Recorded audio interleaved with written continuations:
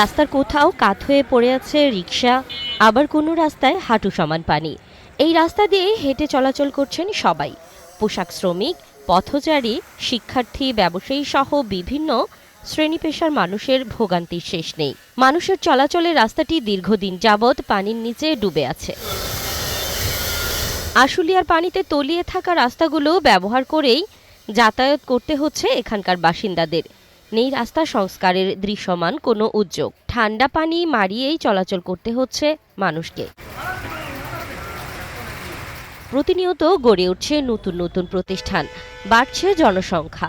বর্জ্য ও পানি নিষ্কাশনের সঠিক ব্যবস্থাপনার অভাবে জলাবদ্ধতার দুর্ভোগ পোহাচ্ছেন এলাকার বাসিন্দারা। সমস্যা, আমরা চলাফেরা করতে পারি না, জনগণের সমস্যা, রিক্সা গাড়িগুলো চলতে পারে না। পানি দেওয়া ঠিক মতন গাড়ি চলাইতে পারি না, গর্ত আছে, চাকা বসে যায়, গাড়ি ফরক ভাঙে, যাত্রী পড়ে যায়, সময়তে আমরাও পড়ে যাই। জলাবদ্ধতার কারণে স্কুলে যেতে খুব সমস্যা হয় প্রতিদিন। মানে স্কুলে যেতে লেট হলে আবার স্যারেরা আবার বকুনি দেয়। মানে এরকম সমস্যা থাকলে আমরা যাতায়াত করতে পারি না এই রাস্তা দিয়ে।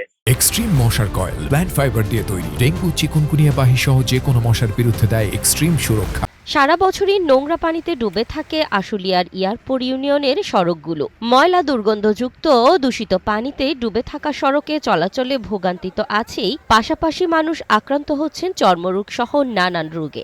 শীতের এই পানি কি কি অসুবিধা হইতেছে, যারা এই পানি ব্যবহার ফালাইতেছে তারাই এটার বুঝতেছে এটা কি। ঠিক আছে, এটা প্রায় 2 থেকে 2.5 বছর হবো পানিটা। আর রিক্সা ভাড়া দিয়ে এখান থেকে জাম করা 3 মিটার রাস্তা 10 টাকা দিয়ে ভাড়া দিয়ে যেতে হয়, রাস্তারও 3 মিটার 10 টাকা ভাড়া দিতে হয়। যার কারণে আমরা এখন ভাড়াও পাচ্ছি না, ভাড়াটাও পাচ্ছি না। জনসাধারণের ভোগান্তি লাঘবে উদ্যোগ নেওয়া হয়েছে এবং ড্রেনেজ ব্যবস্থা সঠিক করার কথাও জানিয়েছে প্রশাসন। জেলা প্রশাসক স্যারের সাথে কথা বলেছি, উপজেলায় কথা বলেছি। ইয়ারপুর এবং আশুলিয়াবাসীর এই জলাবদ্ধতার একটা স্থায়ী সমাধান হবে না।